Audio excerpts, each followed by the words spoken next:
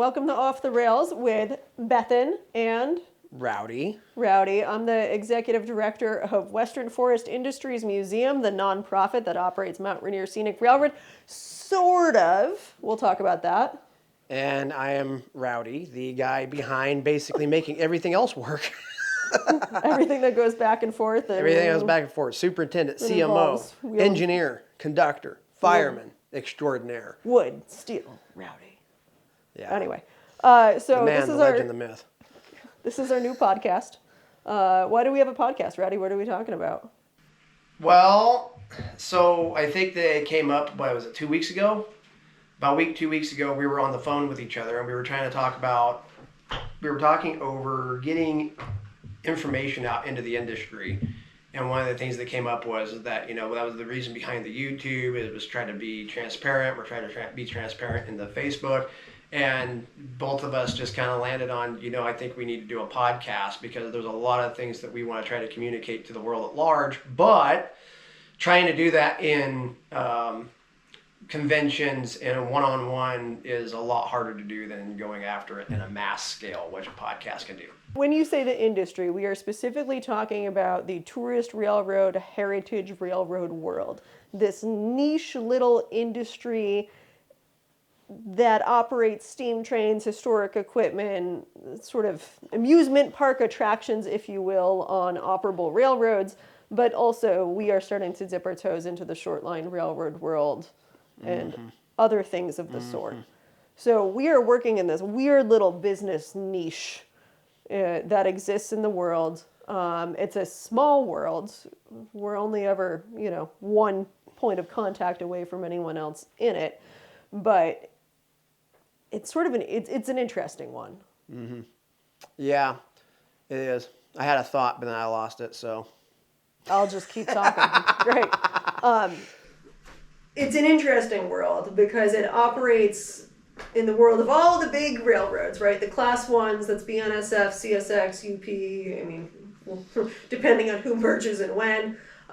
Short lines are sort of the last mile, if you will. They're the railroads that get from industry to the rest of the rail network, and then tourist railroads exist in the gray space between. Well, tourist railroads they're kind of a strange enigma in themselves because they are, depending upon how you look at it, they are a railroad. They are a class 3 short line railroad, but then on the other side of it, they are no different than Disneyland. If you really want to get into the brass tacks of it, because the railroad is just the minute, small little thing in this bigger thing that carries people. We don't haul commodities, right? We create experiences. We haul people and we create positive, happy, in theory, experiences for them. And that is our market. That is our niche. And that changes the way we do business and that we look at business because in some ways, the logistical considerations for us hauling 80,000 people a year are more significant than the logistical considerations of hauling 80,000 pieces of dimensional lumber. Whatever, talking. And dimensional lumber doesn't sue you over their coffee being too hot. So, tourist railroads, I think, operate in this gray space in terms of regulation, compliance, funding scenarios. We're interested in talking about all of that. We're interested in legitimizing the industry. Yeah, because somebody's going to probably take this the wrong way, but the tourist railroad industry right now is really, in my opinion, not too terribly well legitimized. And that comes from 25 years of being in the tourist railroad industry and watching it over the course of that 25 years. I will sit back and say that when I got into it as a kid versus now being an adult and a high-level manager of an organization, it hasn't changed. It really hasn't adopted new techniques. It hasn't. It has not changed in any way, shape, or form. So it's one of them things that it's never really legitimized itself, except for some big players in the game, and for example, this week, working with the FRA and some stuff, the FRA just flat says, well, you're a tourist railroad and we already got a bone to pick with you simply because you're a tourist railroad. It's the Federal Railroad Administration. Yeah. That's the federal oversight for anything related to railroads. I've been in this industry for 16 years. I'll argue with you a little bit. I think that when I got in, I was 21. You've been doing this since you were a kid.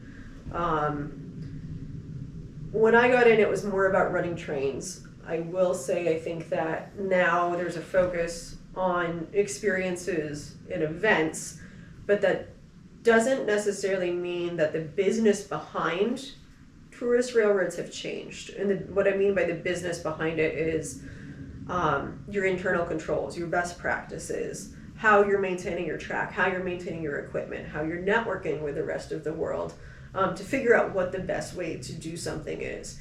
I think I was talking to someone last week who's, I call him a big kid, someone that owns a few transloads and short line railroads and that sort of thing, and was sort of talking about some of the issues within the industry. And I said, there's a negative reputation that tourist railroads have, and I would say that it's deserved. We need to do something to combat that. And he sort of said, no, it's earned. It's an earned reputation. It is an earned reputation. Last week too, we heard from some folks that were talking about the things they were doing while they were working on their steam locomotive, and I talked to you about that, and we both went, and that right there is the reason why tourist railroads have a bad name. So I won't go calling it out, but it was definitely one of those things where if you knew about it, you would sit back and say, whoa, that is the level that some of these places are operating at. So going back, purpose of the podcast, legitimizing the industry. What challenges does this industry face, right? How do we do better? How do we legitimize ourselves so that we're not just a liability, right? Yeah. So that we're something that's providing serious and real value to the communities through which we operate, because we do. So that we're something that is doing some historic preservation, so we're preserving infrastructure, that we're playing a role in both the rail network at large, but in connecting the communities that we serve. Well, how do we legitimize operations so that they're serving all of those purposes, but also on a national level, there's some sort of symbiotic and cohesive relationships between organizations that aren't based on ego, that aren't based on... That's way too many big words for me.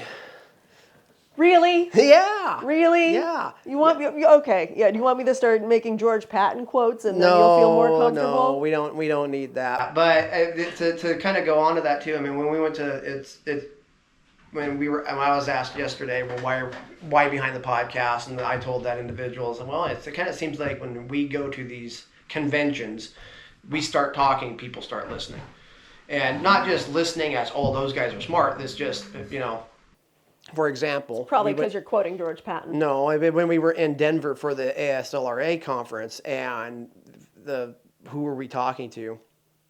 I can't remember what railroad, but we were talking about difficulties and all that, and they were talking about demurrage, and they were talking about the getting cars in and out. You were talking about federal funding and all that, and they said, Santa's bowel movements. what kind of problems do you guys deal with? And we're, Santa crapped his pants in front of the customers, and then we had to fire Santa because he ended up whipping it out and going to the bathroom in front of a 12-year-old elf, and it was just not good. And the look of horror but amazement that came over those folks' face, because you could tell they had never thought about that Santa having bowel problems could be a problem on the railroad. Diarrhea is never good. Diarrhea is never good. But definitely worse when you've got customers you're trying to serve. Yeah.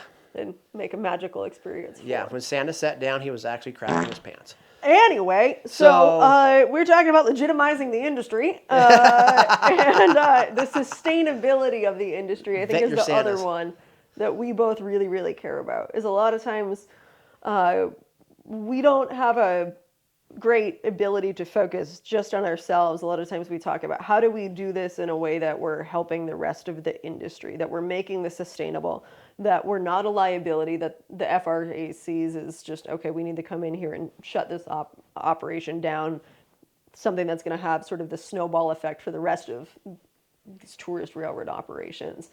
How do we make it so that it's sustainable? You know, we talk about our marketing a lot. Our marketing at first, in the last 2 years, made a lot of folks clutch their pearls because we were really transparent. We were also really, really irreverent because you and I don't have an ability to be overly serious most of the time. So it was sort of what I tell people is the group chat just sort of made the social media. Yeah.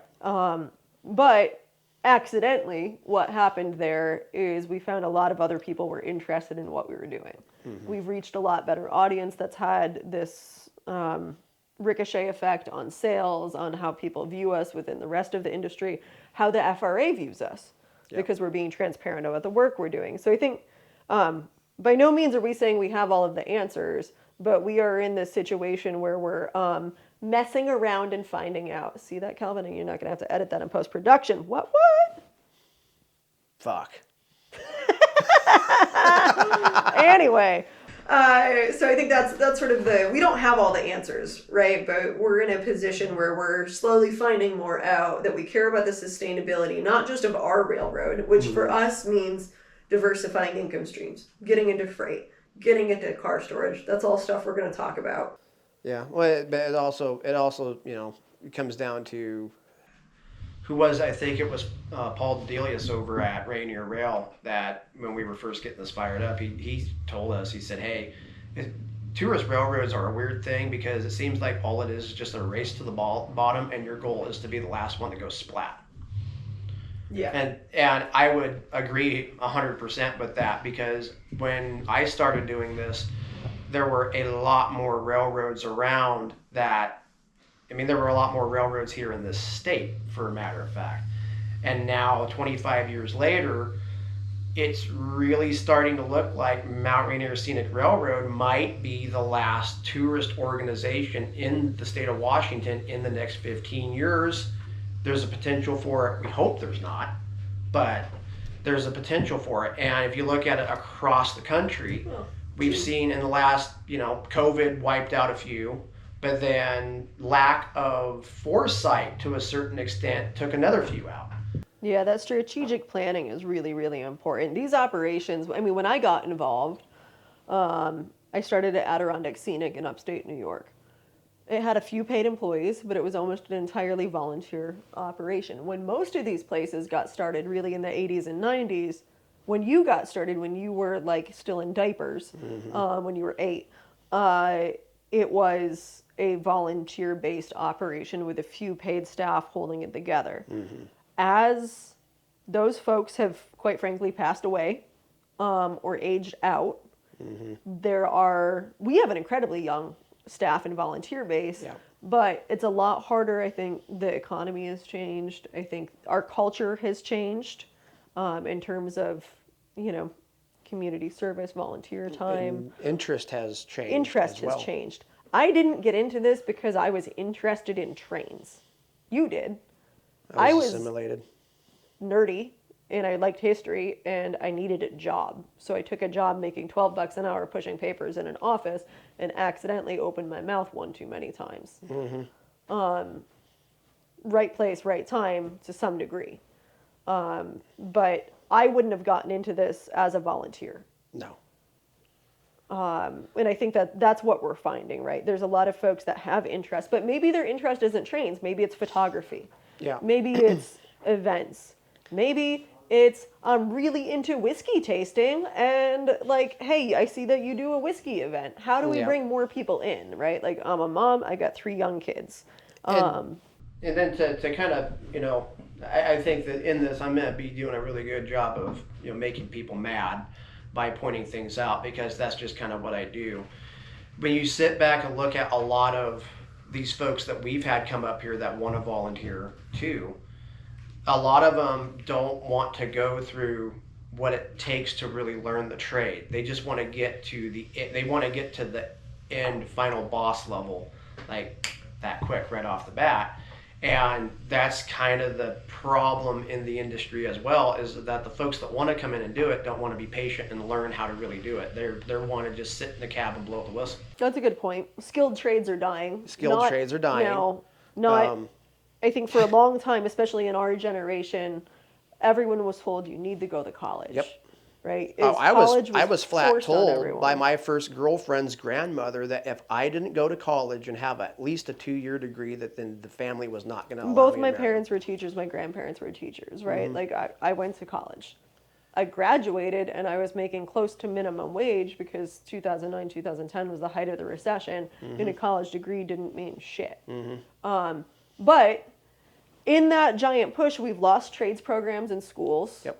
Right, apprenticeships aren't really a thing anymore. So a lot of the skills, the manual, we have folks all the time that say, well, I'm a machinist. They do CNC machining, Yep. which isn't what we need to maintain a steam engine. Yep. We need manual machine work. You need carpenters. You need folks that are equipment operators.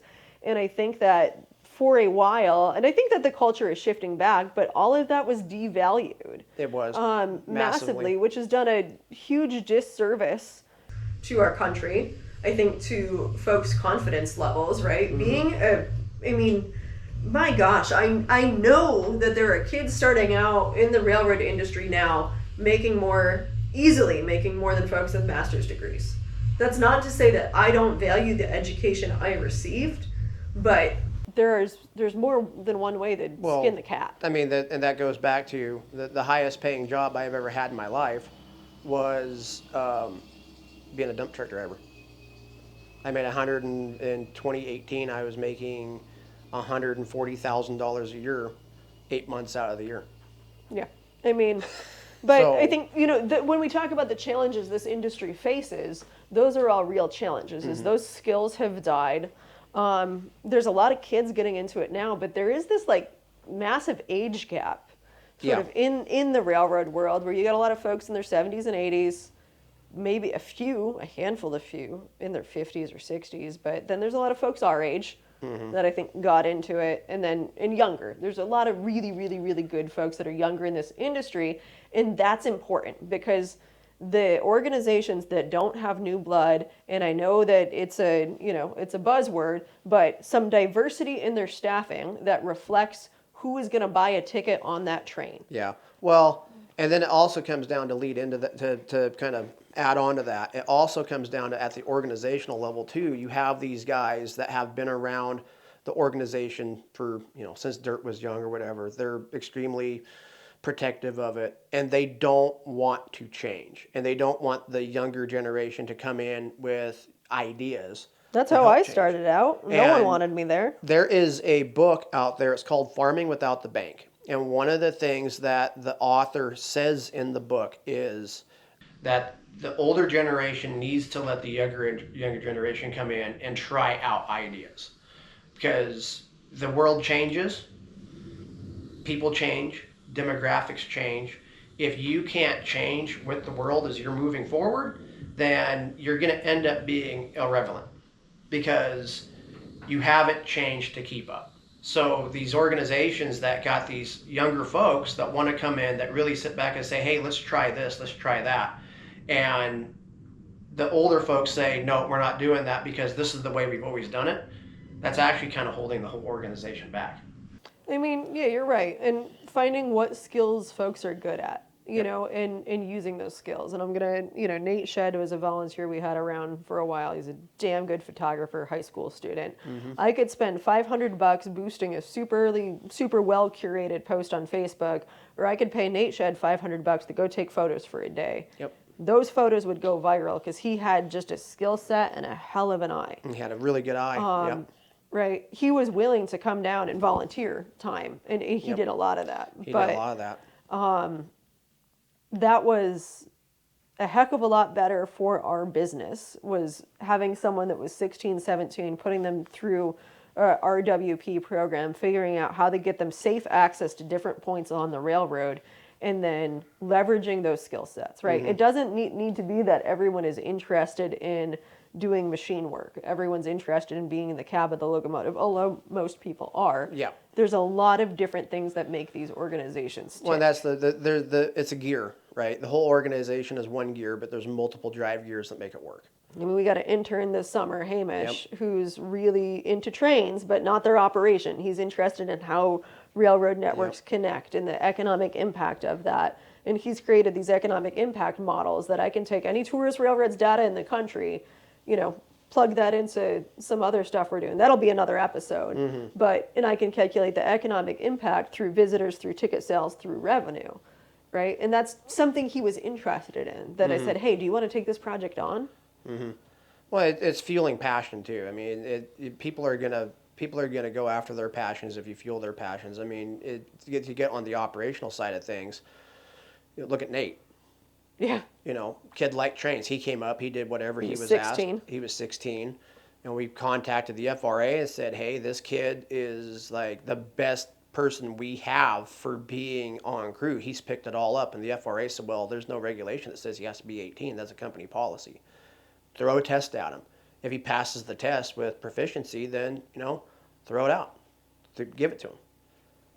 Give it to him. Let him do it." So.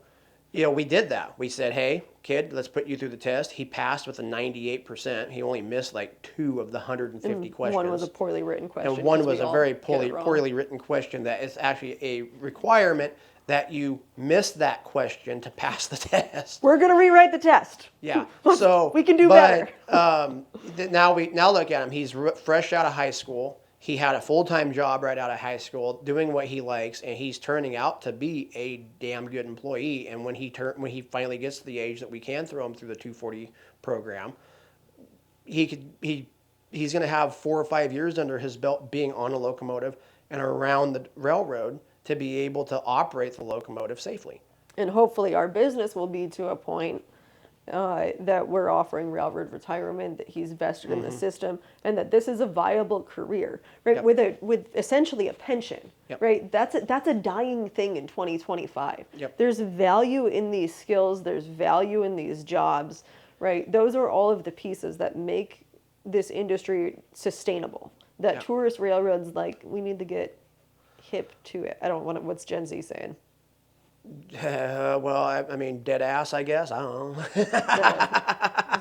Tourist railroads have no riz. I'm a boomer. Rowdy identifies as a boomer. That's going to be a reoccurring theme in this podcast. Millennial boom. Yeah, I'm a millennial boom. Okay, so let's do a recap here.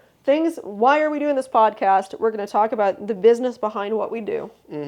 We are going to talk about how we are building business within our own organization, how we're diversifying income streams, how we've got to do more than rely on just tourism.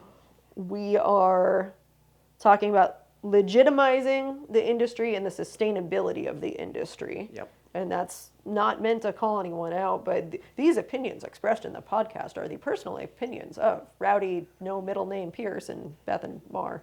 Yeah, and if we accidentally call you out, I mean, if you're Cinderella and the shoe fits, wear it. I mean, at the end, if I say something that goes along the lines with something that you see or you feel is going on at your organization, or if you are in charge of an organization, you sit back and go, "Wow, we do that." Own it. Sit back and say, "Hey." Our organization is not perfect. Our organization is far from perfect. But that seems to be what's made the organization work. Is that, I mean, if you look at the work ethic of the guys that are here, I mean, it's Tuesday. They're supposed to be off, but they're here working on the 70 to make sure it's ready for the week. Well, this is after they took their one day off to go down the Oregon and they went to Oregon Railroad and foam all over the locomotive and, but anyway. But so if you look at some of the situations that we've talked about, the personal post I made about Chris about, hey, back in April, I said he was never going to be in the cab of a locomotive, and now here he is. He's firing the engine almost every other weekend.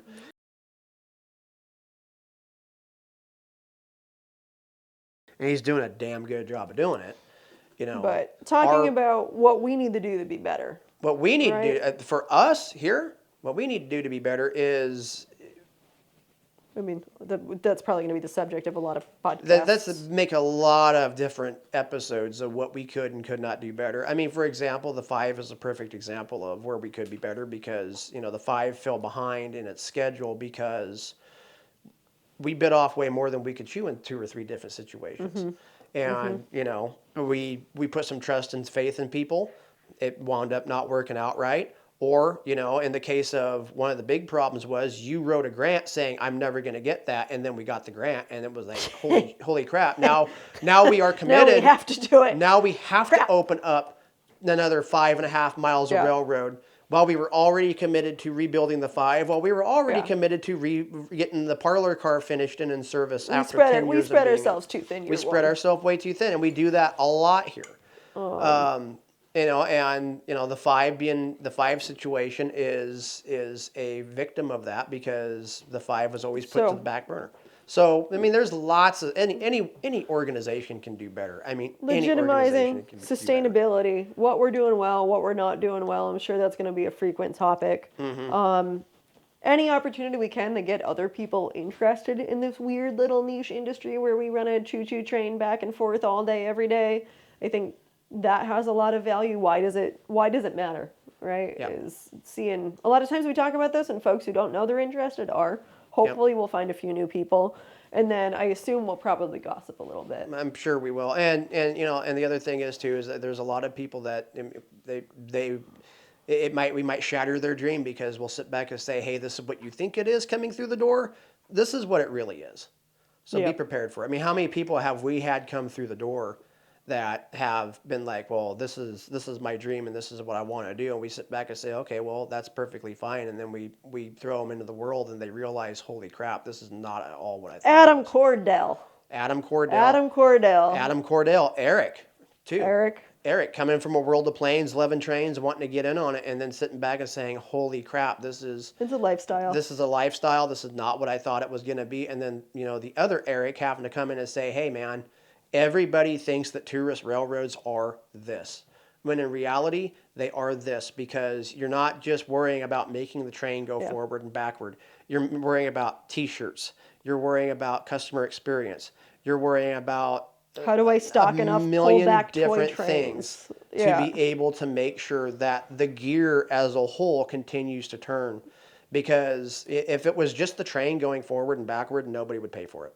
Well, and we'll bring all of those folks into the fold, right? Oh, yeah. This is an opportunity to talk to Adam Cordell, who I'm picking on, who says, no, I want the real railroad, the real logging railroad experience. And he gets here and he's like, just someone get me out of the cab of this damn steam engine, right? Eric, everyone in the industry knows Eric Mensis because he is A, a really nice guy, B, he's damn good at his job, C, he made a cat famous, which apparently that's a thing.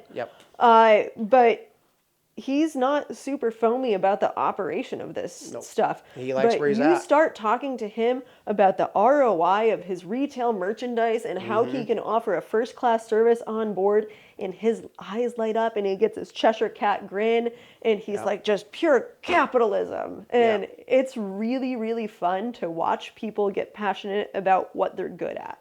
And that's an opportunity for us to talk to our staff and sort of the community. Maybe folks from other railroads. We don't know. We'll see where it goes. It's going to be different. We're going to mess around and find out. And people are either going to like it or they're going to hate it. We'll either like it or we'll hate it. I think we already hate it. But up next, on next week's episode, we are going to be talking about the economic impact, economy, how all of that stuff affects tourist railroads. This is what I get really nerdy about. Yeah, and I gotta listen to it over and over again. How many? And really, let's be honest. How many hours a day on average do we spend on the phone with each other? Let's. I pick up my phone and it asks if I want to call Rowdy. I think the other day we spent. I actually noted it. I think the other day it was 3 hours. Yeah, Sunday was 3 hours. No, it was Friday too. Yeah, but the record for the week was Sunday at 3 hours because I hurt my arm. And I was talking on the phone. Oh, like it's this. not tennis elbow, it's cell phone elbow. Yeah, I was talking on the phone like this, and Randy came up and said, that's why your arm hurts so bad. You need to be off the phone. So Randy, your better half blamed me. That's fair. Yeah. But I think, for us at the end of it is we're just putting microphones in front of our phone conversations, and we're giving ourselves a way to legitimize talking to each other as much as we do. Yeah, pretty much. I think so. So, all right. Cool. Calvin just told us that's 30 minutes. We'll see you guys later. Bye. See you next time on Off the Rails.